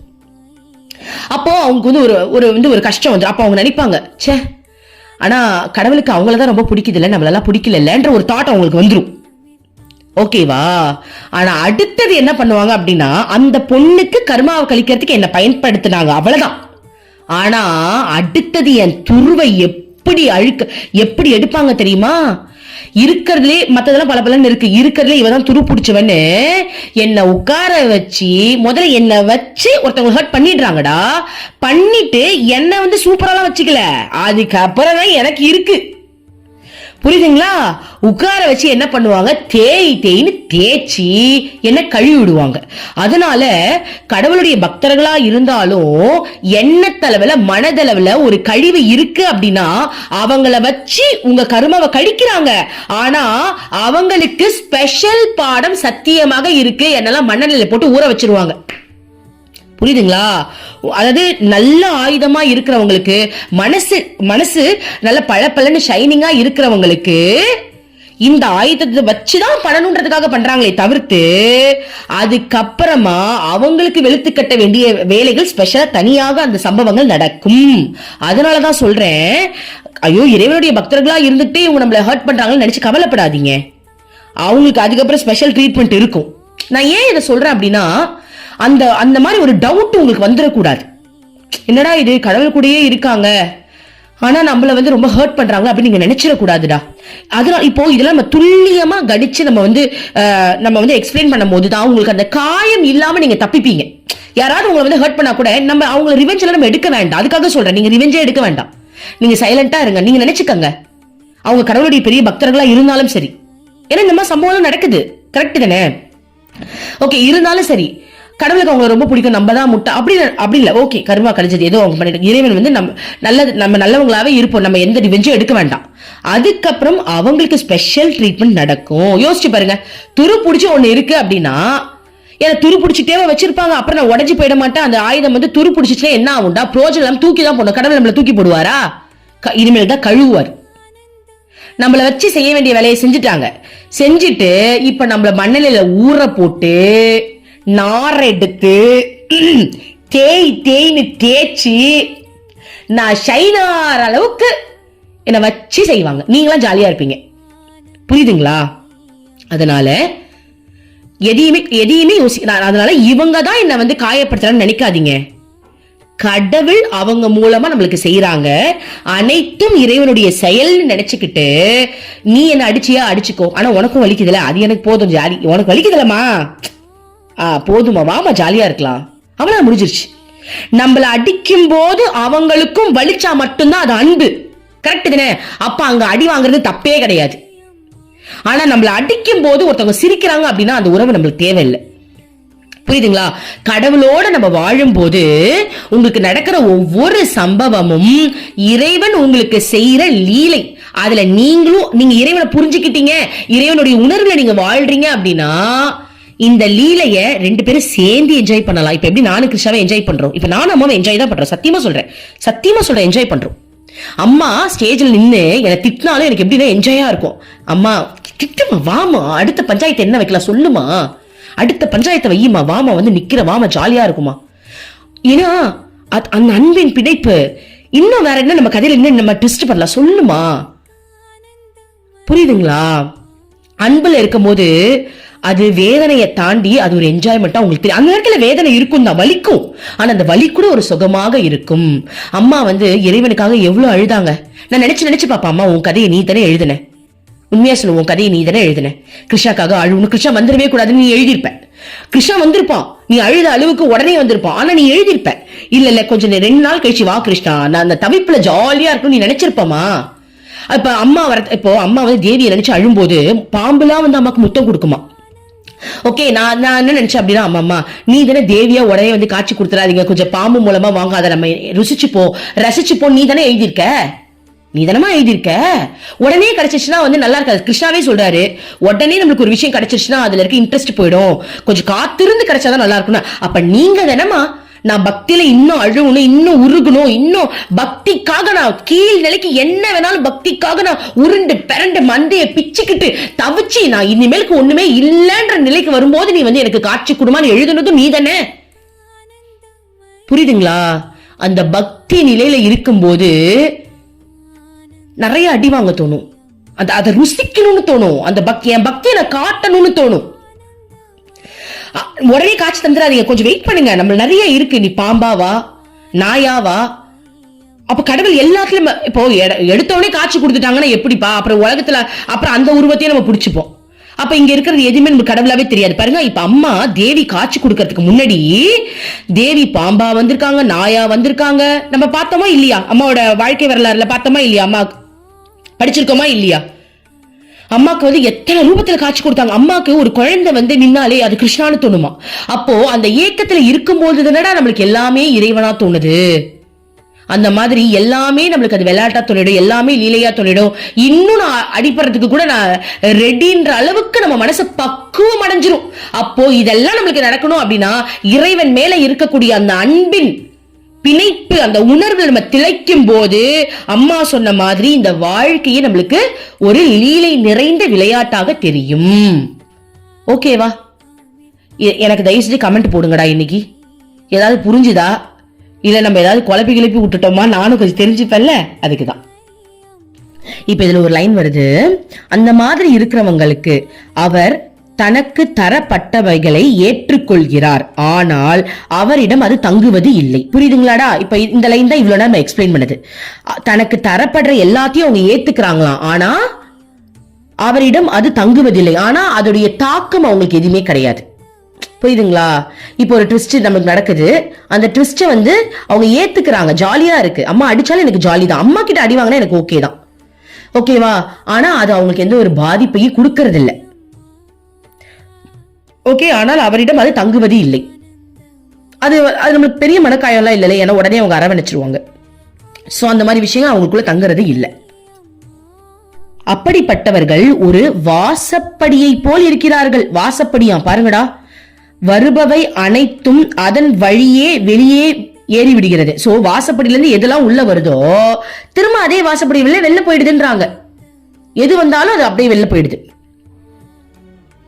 எதுவுமே அவரிடத்தில் தங்கி இருப்பது இல்லை. அல்லது அவரை நெருப்பு போன்றவர் என்றும் சொல்லலாம். எவையெல்லாம் நெருப்பில் போடப்படுகிறதோ அவையெல்லாம் நெருப்பின் கொழுந்துகளால் பொசுங்கப்பட்டு மறைந்து போகின்றன. கடவுள் உணர்வில் நிலைத்தவர்களிடம் எதையும் ஏற்றுக்கொள்வது என்பது தானாகவே நிகழ்கிறது. புரியுதுங்களா? அம்மா சொல்றாங்க பாருங்க, அவங்க ஒரு நெருப்பு போல.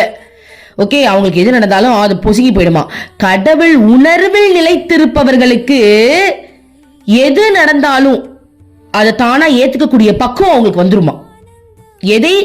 எதையும் ஏற்றுக்கொள்ளும் அந்த பக்குவம் வந்து அவங்களுக்கு வந்துரும்ன்றாங்க. எவ்வளவு பெரிய விஷயம் பாருங்க. கடவுள் உணர்வுல வருந்தா போதுண்டா, வேற எதுவுமே வேணாண்டா. இப்ப இதுல இருந்து நம்ம என்ன தெரிஞ்சுக்கிட்டோம்? கடவுளோட உணர்வுல இருங்க. இப்ப எல்லாருக்கும் ஒரு டவுட் வரும், என்ன உணர்வுன்னு தானே தெரியல. உணர்வுன்றீங்களே, என்ன உணர்வு? கிருஷ்ணா, எனக்கு கிருஷ்ணா மேல காதல் இருக்கு. உங்களுக்கு என்ன இருக்கு? உங்களுக்கு என்ன இருக்கு? அப்பான்னு இருக்கா, அம்மான்னு இருக்கா? அந்த ரிலேஷன்ஷிப்பை அதிகப்படுத்துங்க. இல்ல எனக்கும் ஹஸ்பண்ட் தான் தோணுதா, அந்த ரிலேஷன்ஷிப்பை வளர்த்துக்கோங்கடா. அவ்வளவுதான், முடிஞ்சிருச்சுடா. யோசிச்சு பாருங்க, இப்ப நீங்க ஒரு ஸ்கூலுக்கு போறீங்க, இல்ல ஒரு காலேஜ் போறீங்க. போகும்போது என்ன தோணும்? ஏதாவது ஃப்ரெண்டு கிடைச்சா பரவாயில்லைன்னு தோணும். கரெக்டா? ஃப்ரெண்டு கிடைச்சிருச்சு, பக்கத்துல வந்து உட்கார்ந்துருக்காங்க அப்படின்னா உடனே அவங்கள பத்தி நிறைய டீடைல்ஸ் தெரிஞ்சுக்கிட்டு நீங்க அப்படியா இப்படியா அதுவா இதுவா அப்படின்னு அந்த ஃப்ரெண்ட்ஷிப்பை வளர்க்கறதுக்கு என்னென்ன விட்டு போடுறீங்க. ஃப்ரெண்ட்ஷிப் கூட விடுங்க, அந்த லவ் எடுத்துக்கோங்க. ஒருத்தவங்க கிடைச்சிட்டாங்கன்னா அந்த லவ் வளர்க்கறதுக்கு எவ்வளவு பண்றீங்க. அப்போ கடவுள் மேல இருக்கிற அன்பை வளர்க்கறதுக்கு நம்ம ஏன் ஒண்ணுமே பண்ண மாட்டேங்கிறோம்? பண்ணணும். அப்பாவா, அப்பா நீ தான் அப்பா, நான் தான் உன் அப்பான்னு சொல்லிட்டேன், வாப்பா நம்ம போய் சேர்ந்து வீட்டை பெருக்குவோம், வாங்கப்பா இன்னைக்கு என்ன நடந்துச்சு தெரியுமாப்பா அப்படின்னு நம்ம அப்பாட்ட பேசணும், அம்மா கிட்ட பேசணும். கடவுள் தான் சொல்ற, கடவுள் தான் அப்பா, கடவுள் தான் அம்மா, அவங்க கிட்ட பேசணும்ன்ற. அதுதான் அந்த அன்பின் உறவை பிணைக்கிறது. அப்ப இந்த மாதிரியான ஒரு உறவுல நீங்க நீடிச்சு இருக்கும்போது பாருங்க, எனக்கு என்ன நடந்தாலும் கிருஷ்ணா கிட்ட தான் சொல்லுவேன். என்ன நடந்தாலும் சரி, என்ன நடந்தாலும் கிருஷ்ணா கிட்ட தான் சொல்வேன். அது என் மேல மிஸ்டேக் இருந்தாலும் சரி, கிருஷ்ணா இந்த மாதிரி ஆயிடுச்சு கிருஷ்ணா, நான் தான் கிருஷ்ணா தப்பு பண்ணேன் அப்படின்னு நான் போய் சொல்லிடுவேன். கிருஷ்ணா கிட்ட தான் எல்லாமே. அம்மா கிட்ட ரூம்ல வந்து உட்காந்தானா அம்மா கிட்ட நடந்தது எல்லாத்தையும் பேசுவேன். அம்மா பார்த்துட்டு தானே இருந்தேன். சோ என்ன நடந்தாலும் நீங்க அவங்க கூட உட்காந்து டிஸ்கஸ் பண்ணி அவங்க கிட்ட ஃப்ரெண்ட்லியா பேசுறீங்கல்ல, இதுதான் அவங்க உணர்வுல திளைச்சி இருக்கிறது. இப்படி நீங்க இருந்துட்டீங்க அப்படின்னா உங்களை சுத்தி என்ன நடந்தாலும் அது உங்களுக்கு ஒரு விளையாட்டாவே உங்களுக்கு ஆட்டோமேட்டிக்கா வந்துடும். அம்மா சொல்றாங்க, அது உங்களை பாதிப்புக்கே உள்ளாக்காது. அதான் பாருங்க, எனக்கு நடந்த சம்பவத்தை கூட நான் என்ன சொல்லிட்டு இருந்தேன், என்னமா ஸ்டோரியை மாத்திக்கிட்டு எழுதிட்டியா, இன்னைக்கு நேத்து வரைக்கும் ஹீரோயினா காட்டிட்டு இருந்தேன், என்ன இன்னைக்கு வில்லியா காட்ட ஆரம்பிச்சிட்ட அப்படி. அவ்வளவுதான், முடிஞ்சிருச்சு. நீங்க தானே எழுதுனீங்க, அம்மா திரும்ப மாத்துவான்ற நம்பிக்கை வந்துடும். அதனால அதெல்லாம் வந்து நம்மளுக்கு ஒரு கவலையாவே தெரியாதுடா. சோ இறைவன் மேல இருக்கக்கூடிய உணர்வு வந்து நீங்க அதிகப்படுத்திட்டீங்க அப்படின்னா உங்களுக்கு எதுவுமே பெருசா தெரியாது. சோ அந்த மாதிரி இல்லாதவங்களுக்கு, இறைவன் மேல உணர்வு இல்லாம இருக்கிறவங்களுக்கு எப்படி இருக்கும்னு அம்மா சொல்றாங்க அப்படின்னா, அது ஒரு போராட்டமாக இருக்குமா. போராட்டத்தை நீங்கள் லேசாக எடுத்துக்கொள்ள கூடாது. இந்த போராட்டம் உங்களுடைய எதிர்மறை குணங்களோடு நிகழ்கிறது. இது ஒரு சவால், நீங்கள் விழிப்புடன் இருக்க வேண்டும். இந்த டயலாக்ல நம்ம அப்படியே உடனே எல்லாம் முடிச்சுட்டு போயிட முடியாது. எவ்வளவு பெரிய விஷயத்த ஒரே சிங்கிள் லைன் அம்மா சொல்லியிருக்காங்க தெரியுமா? இதை நம்ம டிஸ்கஸ் பண்ணணும். என்ன தெரியுமா சொல்லியிருக்காங்க, நல்லா கவனிங்க. இந்த போராட்டம் உங்களுடைய எதிர்மறை குணங்களோடு நிகழ்கிறது. இது ஒரு டயலாக். என்ன டயலாக் தெரியுமா? உனக்குள்ள வர ஒரு போராட்டம் இருக்குல்லையே, இப்போ ஒரு தப்பு நடந்துருச்சு, அந்த தப்பு நடந்ததுனால உனக்கு ஒரு கவலை வருது, வலி வருது இல்லையா, இது உன்னுடைய எதிர்மறை குணங்களோடு நிகழ்கிறது. எதிர்மறை குணங்கள் தான் என்ன, கெட்ட குணத்தோட நிகழுது. இப்போ ஒருத்தவங்க உன்னை திட்டாங்க, நான் சொல்றேன் இல்லையா, ஒருத்தவங்க வந்து துரு பிடிச்சவங்க உன்னை வந்து திட்டாங்க, உடனே உன்னுடைய எதிர்மறை குணங்கள் என்ன பண்ணும்னா, திட்டுனால அவளை நான் விட மாட்டேன், சும்மா விட மாட்டேன், நான் ரிவெஞ்ச் எடுக்காம விட மாட்டேன், பாரு என்ன நடக்குதுன்னு. இதுதான் எதிர்மறை குணங்கள். அப்ப அந்த குணத்தை நம்ம அடக்கணும். கடவுளோட உணர்வுல இருக்கும்போது நம்ம என்ன பண்ணுவோம், அடக்குவோம். ஐயோ அம்மா கிட்டே வந்து சொல்லுவோம், அம்மா அம்மா அம்மா பாருமா பாருமா கேவலமா திங்க் பண்ணுதுமா, அம்மா நான் பாருமா பாருமா என்னென்னமோ யோசிக்குதுமா, ரிவெஞ்ச் எடுக்கணும், அவங்களுக்கு அப்படி நடக்கணும், அம்மா மாத்திருமா, வேணாமா, தப்பு தப்பா அவங்கள பத்தி என் மனசு நினைக்குதுன்னு நம்ம கடவுளோடயே இருந்தோம் அப்படின்னா, நம்ம மனசுல வர அந்த எதிர்மறை குணங்களுடைய எண்ணங்களை இறைவன் கிட்டயே சொல்லி அதை நீக்கிறதுக்கு நம்ம பிச்சை எடுப்போம். அம்மா பாருமா, ஒருத்தங்க எனக்கு கால் பண்ணாங்க, சரி நான் ஒருத்தவங்களுக்கு கால் பண்ணேன், அவங்க கால் எடுக்கவே இல்லம்மா, உடனே எனக்கு கோவம் வந்துருச்சுமா, நான் கால் பண்ணி அவங்க எடுக்கல, அவங்க கால் பண்ணட்டும், நான் எடுக்காம இருக்கேன் பாரு, நான் எடுக்காம இருக்கேன் பாருன்னு எனக்கு அது மாதிரி கெட்ட எண்ணம் வருதுமா, வேண்டாமா, பேசாம நானே உங்களுக்கு கால் பண்ணிடுறேன். இதெல்லாம் நான் பண்ணியிருக்கேன். ஓகேவா? ஒருத்தவங்க மேல நம்மளுக்கு ஒரு எண்ணம், கெட்ட எண்ணம் வருது, நான் உடனே என்ன தெரியுமா நினைப்பேன், ஐயோ நம்ம அவங்க தப்பா நினைச்சோம், நாளைக்கு அம்மா எனக்கு நேராவே அவங்க முத்தம் கொடுத்துருவா, பேசாம நம்மளே அவங்க கிட்ட சரணாகதியில பேசிடுவோம், நல்லா இருக்கீங்களாப்பா, ஓ அம்மா அம்மா பிளஸ் யூ சொல்லி நான் பண்ணிருக்கேன். சத்தியமா அம்மாக்கு தெரியும், நிறைய பண்ணிருக்கேன். அதாவது என்னன்னா, எதுக்கு அந்த ரிவெஞ்சி? எனக்கு வந்து அம்மா மேல அந்த பக்தி கொஞ்சம் ஓவர். சரி அப்படி சொல்ல, தப்பா சொல்லல, ஏன்னா அதுலதானே நான் ரொம்ப அழுகுறேன், வேற எதுக்குமே அழுது கிடையாது. அப்போ அதனாலேயே நான் என்ன பண்ணிடுவேன், நாளைக்கு ஒண்ணுமே இல்ல, அம்மா அவங்களை எனக்கு நேரம் ஒரு முத்தத்தை கொடுத்துட்டாங்க அப்படின்னா எனக்கு எப்படி இருக்குன்னா, நம்ம நேத்தே பேசி இருந்திருக்கலாம். கரெக்ட் தானே? அப்படி இருக்கும். அதனாலே என்ன பண்ணிடுவேன் தெரியுமா, யாருமே தப்பு இல்லப்பா, நான் தான் தப்பு, நான் அப்படியே ஒத்துப்பேன், ஆமா நான் தான் தப்பு, நான் யார்கிட்ட பேசல, விட்டுருங்க, நானாச்சு அம்மாவாச்சு, அப்படிதான். அதாவது என்ன அப்படின்னா, நம்மளுடைய எதிர்மறை குணங்கள்ன்றத அம்மா என்ன சொல்றாங்க நம்ம அப்படியே பார்க்கணும், சும்மா படிச்சுட்டுலாம் போயிட முடியாது. ஓகேவா? எதிர்மறை குணங்கள்னா என்ன? இப்ப அத சொல்றல, ஒருத்தவங்க நம்மளுக்கு ஒரு விஷயம் பண்ணி நம்ம ஒரு விஷயம் பண்ணி அவங்க நம்மளுக்கு ரெஸ்பான்ஸே பண்ணல அப்படின்னா உடனே நம்மளுக்கு கோவம் வந்துடும். உடனே அவங்களுக்கு வந்து நம்ம அப்படியே நம்மளுடைய எதிர்மறை எண்ணங்கள்லாம் அவங்கள பத்தி தப்பு தப்பா திங்க் பண்ண ஆரம்பிச்சிரும். அப்போ நம்ம அந்த நிமிஷம் என்ன பண்ணணும், அம்மா எனக்கு தப்பான திங்கிங் வருது, எனக்கு இதெல்லாம் வேண்டாம், எனக்கு ஹெல்ப் பண்ணுங்க நம்ம சொல்லிட்டோம் அப்படின்னா அவங்களும் நம்மளுக்கு ஹெல்ப் பண்ணுவாங்க, நம்மளும் அதுல இருந்து வெளில வந்துருவோம்டா. அவ்வளவுதான்டா. ஏன்னா மனம் அப்படின்றது நல்லா தெரிஞ்சுக்கோங்க, ஒரு ரெக்கார்டு. அந்த மனம்ன்றதை அழிக்கிறது ரொம்ப கஷ்டம். அந்த ரெக்கார்ட்ல நாளுக்கு நாள் நிமிஷத்துக்கு நிமிஷம் பதியுதுடா. ஒருத்தவங்க கிட்ட சிரிச்சு பேசினா அப்படியே பெருமை வருது, நம்மளை பத்தி பெருமையா பேசிட்டாங்கன்னா. ஒருத்தவங்க நம்ம கழுவி ஊத்திட்டாங்கன்னா கவலை வருது. இந்த மனம் தான் போராடுது, புரியுதுங்களா? இந்த மனம் வந்து ஒரு மிகப்பெரிய போராட்டத்துல இருக்கு. அப்போ இந்த மனசுக்குள்ள இருக்கிற விஷயத்த முதல்ல டெலீட் பண்ணுங்க. ஒருத்தவங்க உங்களை திட்டாங்கன்னா உடனே உங்க மேல ஒரு உணர்வு, அதெல்லாம் வேண்டாம். அதை டெலீட் பண்றதுக்கு என்ன பண்ணு, சொல்யூஷன் கொடுத்துட்டே இருங்க, மேக்ஸ் போட்டுட்டே இருங்க, சம்மு மேக்ஸ். ஒருத்தவங்க பாருங்களேன், நீங்க ஒருத்தவங்க கால் பண்றீங்க, அந்த காலை அவங்க எடுக்கல, உடனே உங்களுக்கு கோவம் வருது, கால் பண்ணட்டும் நான் எடுக்காம இருக்கேன் பாரு, 2 கால் பண்ணட்டும், 3வது கால் நான் எடுக்கிறேன், வருதா இல்லையா? அது தப்பா கரெக்டா? தப்பு தானே? அந்த எண்ணம் வரும்போதே நம்ம என்ன பண்ணணும் அப்படின்னா, நான் கால் பண்ண அவங்க எடுக்கல, அவங்க பிஸியா இருந்திருப்பாங்க, அவ்வளவுதான் முடிஞ்சிருச்சு. அவங்க பிஸியா இருந்திருப்பாங்க, அதனால அவங்க எடுக்கல. ஓகேவா? இல்ல வேற ஏதாவது விஷயம் இருக்கும், அதனால அவங்க எடுக்காம இருந்திருப்பாங்க. எனக்கு என்ன கோவம் வருது, நான் அவ்வளவு பெரிய ஆளா? நான் போன் பண்ணி அவங்க எடுக்கல, இன்னும் என்ன தப்பு, இப்ப எடுக்காம போட்டோம், 10 தடவை போன் பண்ணேன், உனக்கு தானே வேணும், பண்ணுவோம், என்ன இப்ப தப்பு அப்படின்னு அந்த எதிர்மறையா வரக்கூடிய எண்ணங்களை நம்ம நிறுத்தணும். மேக்ஸ் போடுங்க, உட்கார்ந்து சொல்யூஷன் தேடுங்க. என்ன தெரியுமா, எனக்கு கோவம் வருது, எனக்கு இப்ப பொறாம வருது, நான்ன்ற தன்மையில இன்னும் இருக்கேன், இதை அழிக்கிறதுக்கு என்ன பண்ணலாம்? ஒன்னும் பிரச்சனை இல்லை, 10 தடவை போன் போடுவோம். ஏன்னா எனக்கு தான் தேவை, அவங்களுக்கு தேவை இல்லை, எனக்கு தான் தேவை இருக்கு. போன் போடுவோம், எடுத்தா ஓகே, எடுக்கலாம் விட்டுருவோம் அப்படின்னு சின்ன சின்ன எண்ணத்தை கூட நம்ம அதை அழிக்க கத்துக்கணும். இப்ப நான் இவ்வளவு விஷயம் சொல்றேன்ல, இதெல்லாம் அம்மா என்னோட லைஃப்ல நடத்திருக்காங்க. ஒரு விஷயம் வருதுடா, அந்த விஷயம் ஒரு நாள் ஃபுல்லா என் மண்டையில ஓடுது. ஆனா நான் உண்மையா சொல்றேன், அந்த எண்ணத்துல ஓடும் போது நான் என்ன நினைச்சேன் அப்படின்னா, அவங்கள பத்தி நான் தெரியாம கூட தப்பா நினைக்க கூடாது. ஏன்னா அவங்க எல்லாமே அம்மாவுடைய செயல் தான். நம்ம ஏன் அவங்கள தப்பா நினைக்கணும்? அவங்களும் அம்மாவுடைய குழந்தை தான், நானும் அம்மாவுடைய குழந்தை தான்.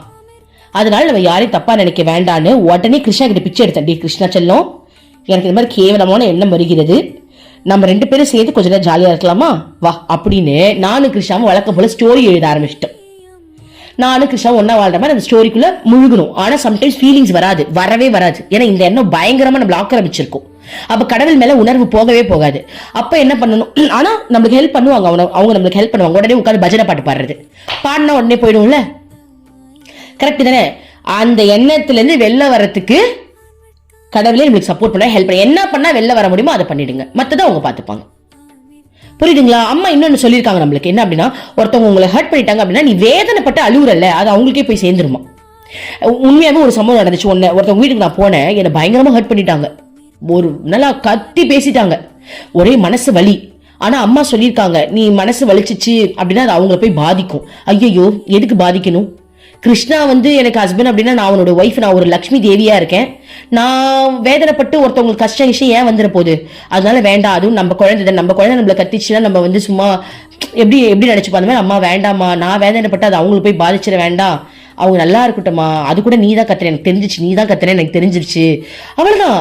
இதுதான்டா பக்குவம். நம்ம கடவுளோட வாழ எந்த அளவுக்கு நம்மள யோசிக்க வைக்கிறாங்க பாருங்களேன்.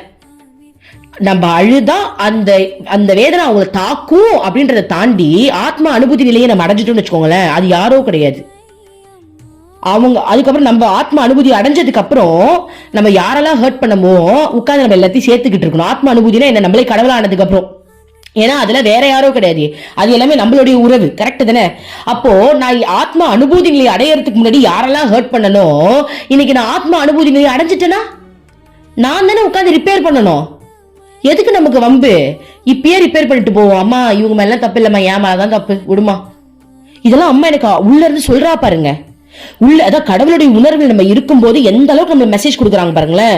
இப்ப நீ அழுவ, அது அவங்கள போய் தாக்கும், அதுதான் உண்மை. நீங்க மனசார ஒரு விஷயத்தை நினைச்சு அழுதுட்டீங்கன்னா அது அப்படியே அவங்களுக்கு ரிவெஞ்ச் போயிடும், அது அவங்கள தாக்கும். ஆனா நம்ம ஆத்மா அனுபூதி அடைஞ்சதுக்கு அப்புறம் அதையும் நம்ம கிட்ட சேர்க்கறதுக்கு நம்ம படாத பாடுபடணும். அப்ப ஹெல்ப் பண்றதுக்கு இப்பயே ஹெல்ப் பண்ணிட்டு போவோம். சரிப்பா, நான் அவங்க மேல எதுவும் நினைக்கல, அவங்க கடவுள் பார்த்துப்பாரு, அவங்களை திருத்தத்துக்கு வேற ஒரு வாய்ப்பை கொடுத்துருவாங்க, அவ்வளவுதான், முடிஞ்சிருச்சு.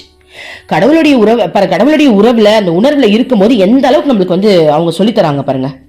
நம்ம இன்னும் ஒரு பேராவே முடிக்கல, அதுலயும் உள்ள எக்ஸ்பிளனேஷன் வந்துருச்சு.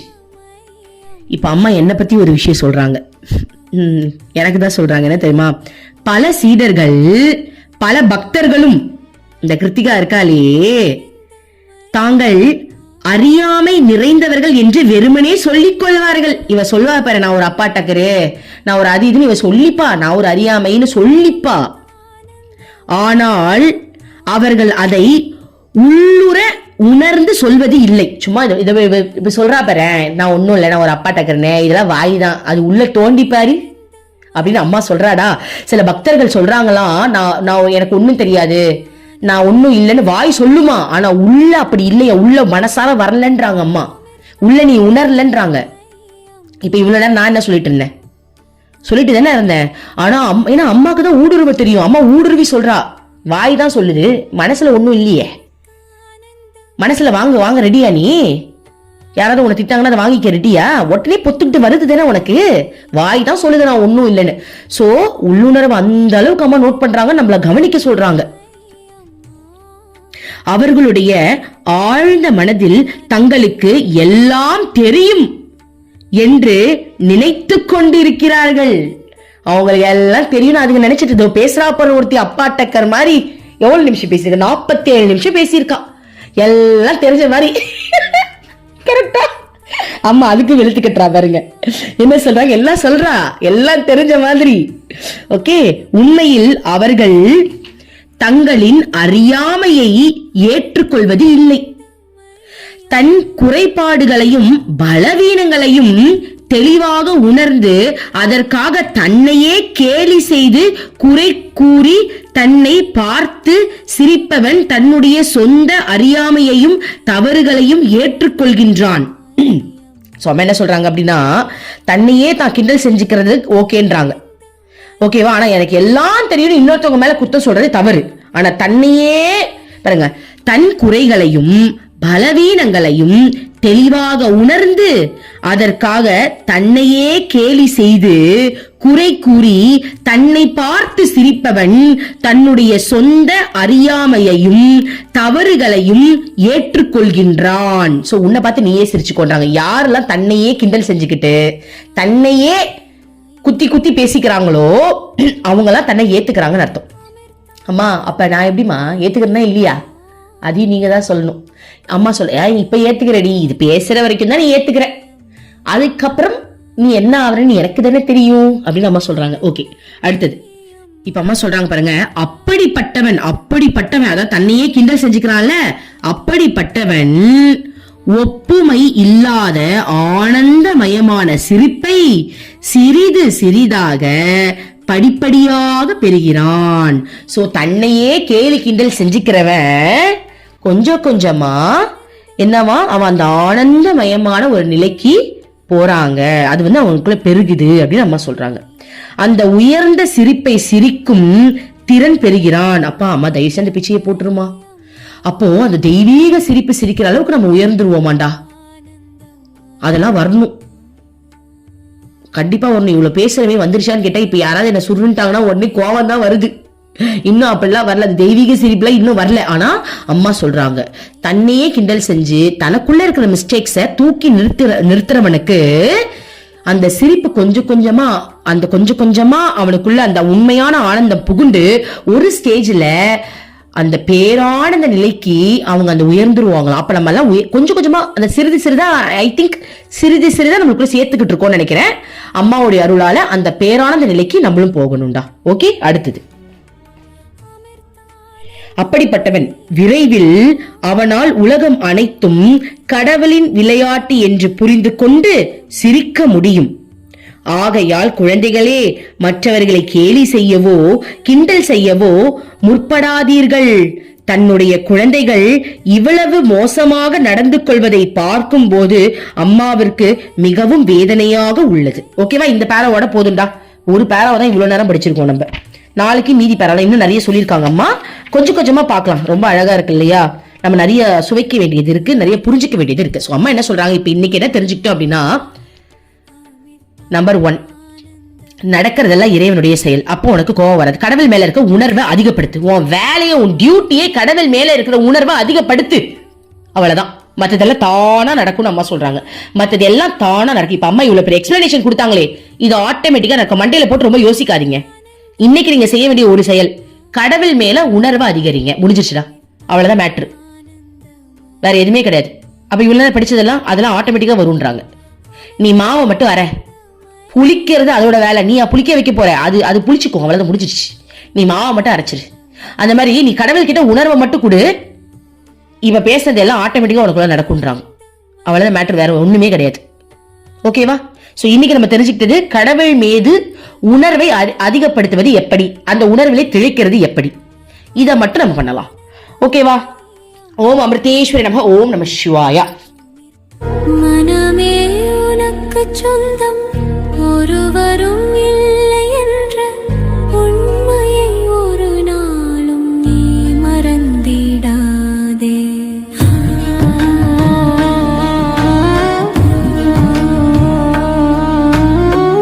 அர்த்தமற்ற கர்மங்களை செய்து கொண்டே சம்சாரத்தில் பயனின்றி நீயும் வீணாய் அலைகின்றாயே. காயமது மாயமதனை சவம் என்று உணர்ந்து கொண்டு சத்தியத்தை அறிந்திட நாம் வழி தேடுவோம். நிலையில்லா உலகினை நிஜமென்று எண்ணிடாதே, மெய்ப்பொருளாம் அந்த சக்தி என்றும் ஒன்றுதான்.